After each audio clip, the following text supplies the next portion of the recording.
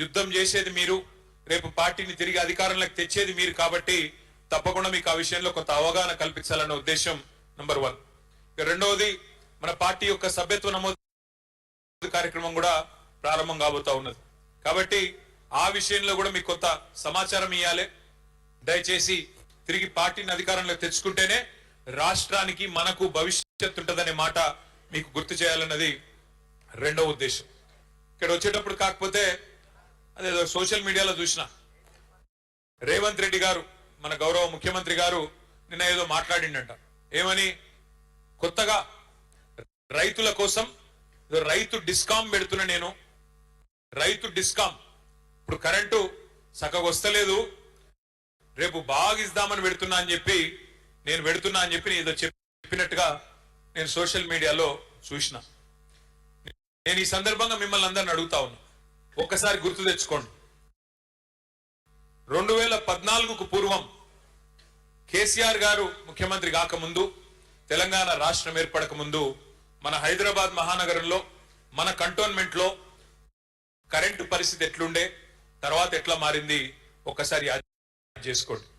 2014కు ముందు ఏ అపార్ట్మెంట్ కు పోయినా, ఏ ఫంక్షన్ హాల్ కు పోయినా, ఆఖరికి ఒక జిరాక్స్ దుకాణానికి పోయినా ఆ డీజిల్ గబ్బు లేకపోతే ఇన్వర్టర్లు కనబడేది. ఎక్కడ పోయినా ఎండాకాలం వచ్చిందంటే మధ్యాహ్నం పంక కూడా తిరగని పరిస్థితి.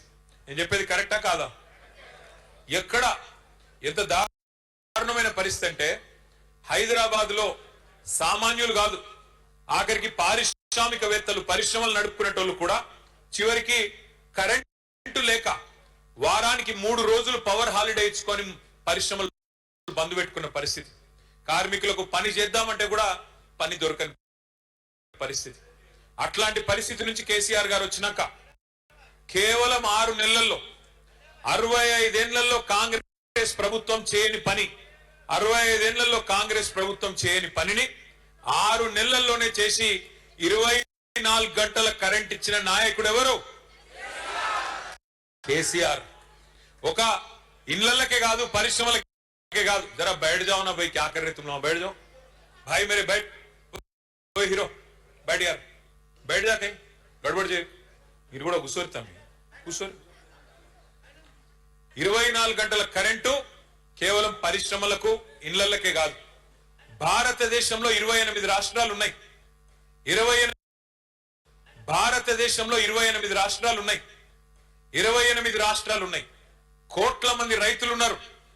కానీ 79 ఏళ్ల భారతదేశ చరిత్రలో వ్యవసాయానికి ఉచితంగా కరెంట్ 24 గంటల కరెంట్ ఇచ్చిన నాయకుడు ఎవరు? 24 గంటలు రైతుకు కరెంట్ ఇచ్చిన నాయకుడు కేసీఆర్. రేవంత్ రెడ్డి గారు ఈ రోజు కాదు, ముఖ్యమంత్రి కాకముందు అమెరికాలో ఒక సమావేశానికి పోయినాడు.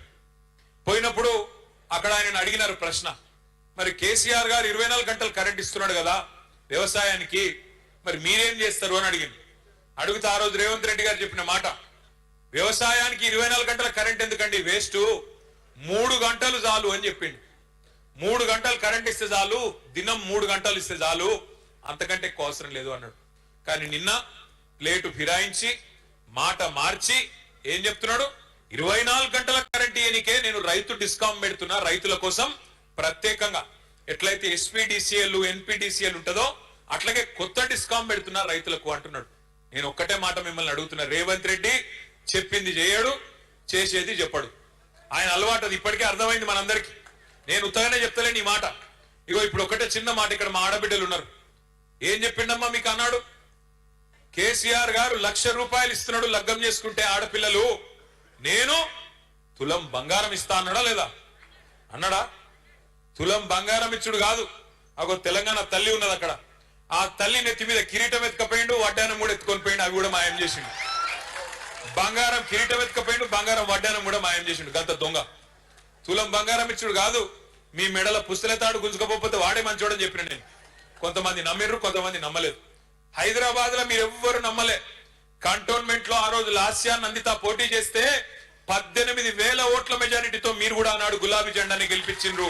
మీరు కూడా చెప్పినారు మళ్ళీ కేసీఆర్ ఉండాలి, కేసీఆర్ ఉంటేనే హైదరాబాద్ బాగుంటుందని చెప్పింది. ఎందుకు చెప్పింది? మీరు కంటోన్మెంట్ లో పని జరిగింది కాబట్టి.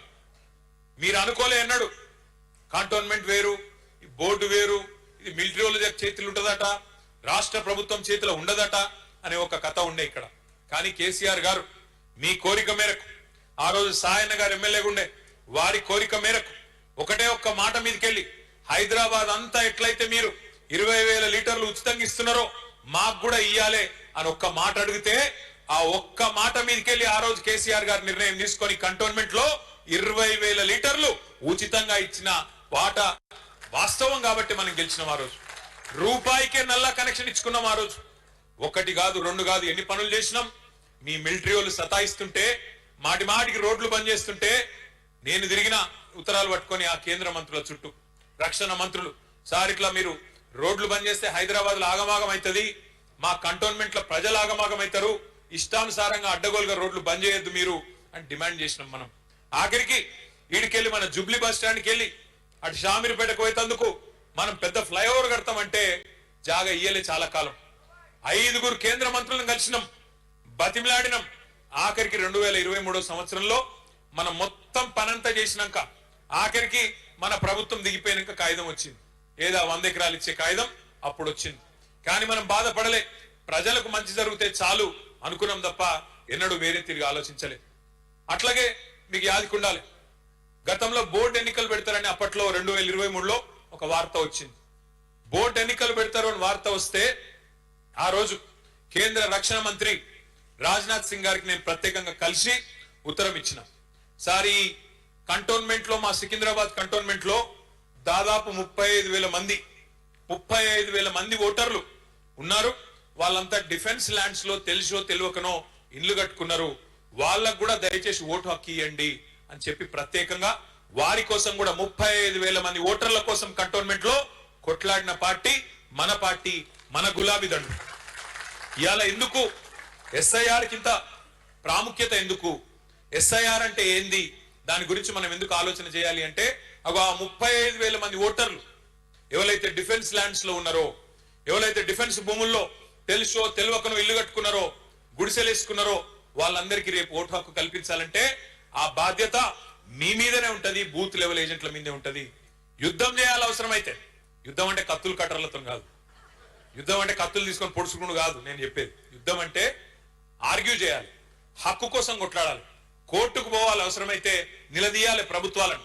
వాళ్ళు మామూలు కాదా, వాళ్ళు భారతదేశ పౌరులు కాదా, వాళ్ళ కాడ పాస్పోర్ట్ లేదా, వాళ్ళ కాడ రేషన్ కార్డు లేదా, మరి ఓటు హక్కు ఎట్లీ మీరు అని యుద్ధం అట్లా చేయాలి. ఆ పని చేయాల్సిందే ఈ ఎస్ఐఆర్ కార్యక్రమంలో చేయాల్సి ఉంటది. అట్లాగే చాలా పనులు చేసుకున్నాం కంటోన్మెంట్ లో. తమ్ముడు చెప్పినట్టు క్రిషాంత్ డబుల్ బెడ్రూమ్ ఇల్లు కట్టుకున్నాం, మల్టీపర్పస్ ఫంక్షన్ హాల్ కట్టుకున్నాం. హైదరాబాద్ లో కరెంటు, మంచినీళ్లు ప్రజలు కోరుకునేటి గివే కదా. మోరీలు మంచిగా చేయాలి, పిల్లల కోసం సౌలత్ చేయాలి, ఈ పనులు చేసినాం. అందుకే మళ్ళీ గెలిపించింది. కానీ హైదరాబాద్ మొత్తం మనమే గెలిచినాం. ఇక్కడ ఒక్క సీటు కూడా కాంగ్రెస్ కు రాలే 2023లో. కానీ ఊర్లలో నమ్మిండ్రు, అన్ని గివే దొంగ మాటలు చెప్తే నమ్మిండ్రు. ఇవాళ రైతు డిస్కమ్ అని అబద్ధాలు చెప్తున్నాడు కదా రేవంత్ రెడ్డి. అట్లాగే ఆ రోజు రైతుల గురించి ఒకటి కాదు, రెండు కాదు, 34 హామీలు ఇచ్చిండు. స్వయంగా రాహుల్ గాంధీని పట్టుకొచ్చిండు వరంగల్ కు. పట్టుకొచ్చి కేసీఆర్ 10,000 ఇస్తే నేను 15,000 ఇస్తా ఎకరానికి. కేసీఆర్ గారు ₹1,00,000 రుణం మాఫీ చేస్తే నేను 2 లక్షలు చేస్తా. కేసీఆర్ 24 గంటల కరెంట్ ఇస్తే నేను 48 గంటలు ఇస్తా అని నమ్మబలికి రైతు డిక్లరేషన్ అని పెట్టి 34 హామీలు ఇచ్చి, ఎస్సీ ఎస్టీ డిక్లరేషన్ అని సపరేట్ గా పెట్టి, బీసీ డిక్లరేషన్ అని ఇంకో దిక్కు పెట్టి, యువజన డిక్లరేషన్ ఇంకో దిక్కు పెట్టి, మైనారిటీ డిక్లరేషన్ ఇంకో దిక్కు పెట్టి, మహిళా డిక్లరేషన్ ఇంకో దిక్కు పెట్టి, మొత్తం చాట భారతం అంతా రాసిండ్రు వాళ్ళ మేనిఫెస్టో. అందులో ఎన్ని రాసిండ్రు హామీలు? 420 హామీలు ఇచ్చిండ్రు. ఒకటి కాదు, రెండు కాదు, 420 హామీలు ఇచ్చిండ్రు. 420 వాదా కరే ఆప్సే. ఈ 420 మాటలు నమ్మి ఆ దొంగ కాంగ్రెస్ కు కొంతమంది ఓట్లేసారు. ఓట్లేసి ఏమైంది? దేశమంతా వదిలించుకున్నారు కాంగ్రెస్ అనే దరిద్రాన్ని. ఒక మన దగ్గర ఆయన తెచ్చి నెత్తి మీద పెట్టుకున్నట్టు అయింది. ఇప్పుడు నెత్తి మీద తెచ్చి పెట్టుకుంటే ఏమైందో ఇప్పుడు అందరూ అనుభవిస్తా ఉన్నారు. రియల్ ఎస్టేట్ డామ్ అన్నది, కొత్త ఇళ్లు కట్టేది లేదు. కంటోన్మెంట్ ఉప ఎన్నిక వచ్చినప్పుడు లాస్యానందిత చనిపోతే ఆ రోజు నివేదిత పోటీ చేస్తే ఇక్కడ ఒక మంత్రి గారు వచ్చిండు ఇన్ఛార్జ్ గా. ఆయన పేరు పొంగులేటి శ్రీనివాస్ రెడ్డి. కొంతమంది బాంబులేట్ అని కూడా పిలుస్తుంటారు ఆయన. బాంబులు అంటాడు, అన్ని తుస్సుపటాకలు తప్ప ఏం లేవు. బాంబులు మంత్రి ఏం చెప్పిండు? ఆ రోజు డైలాగులు పెట్టిండు. 6,000 ఇండ్లు, డబుల్ బెడ్రూమ్ ఇండ్లు నేను ఇస్తా, ఇందిరమ్మ ఇండ్లు ఏదో అన్నాడు. 6,000 ఇండ్లు అన్నాడు. చెప్పి దగ్గర దగ్గర ఇప్పుడు 2 ఏళ్ళు అయిందా? అది ఎప్పుడు మే 2024 इलेक्शन है, अप्रैल 2024. 6,000 घर देता हूं बोले. मैं आज सवाल कर रहा हूं. నేను ఇవాళ మంత్రి గారిని అడుగుతున్నా, 6,000 ఇండ్లను డైలాగులు కొట్టినావు కదా కంటోన్మెంట్ లో, 2,000 రూపాయలు నోట్లు ఇచ్చి గెలిచినావు కదా, ఇవాళ 6,000 ఇండ్లు అన్నావు కదా మంత్రి గారు, 6 ఇండ్లు చూపెడతావు ఎక్కడన్నా? నీ ముఖానికి 6 ఇండ్లు, 6,000 ఇడిచిపెట్టు, 2 ఏళ్ళు ఒడిచిపోయింది, 6 ఇండ్లు కట్టినావు ఎక్కడన్నా? 6 ఇండ్లు కూడా ఇడిచిపెట్టు, 6 ఇటుక పిల్లలు పెట్టినావు ఎక్కడన్నా? ఇజ్జత్ ఉందా కనీసం మాటలాడితే? ఇక ఈ సిపాయట మనకంటే ఎక్కువ డబుల్ బెడ్రూమ్ ఇల్లు కడతాడట, లేకపోతే పోటీ చేయడట. అరే దమ్ముంటే నేను అడుగుతున్నా రేవంత్ రెడ్డి, నువ్వు చెప్పిన 420 హామీలు అమలు చేస్తా, చెయ్యకపోతే పోటీ చెయ్య అని చెప్పి దమ్ముంటే చెప్పు, బయటకు వచ్చి చెప్పు. ఉన్నదా ధైర్యం? 6 గ్యారంటీలు అంటివి, 100 రోజులు అంటివి, డైలాగులు కొడుతీవి. 6 గ్యారంటీలు 100 రోజుల్లో అమలు చేస్తా అని డైలాగులు కొడుతీవి. మరి 100 రోజులు ఇప్పుడు 900 రోజులకు వచ్చాయి.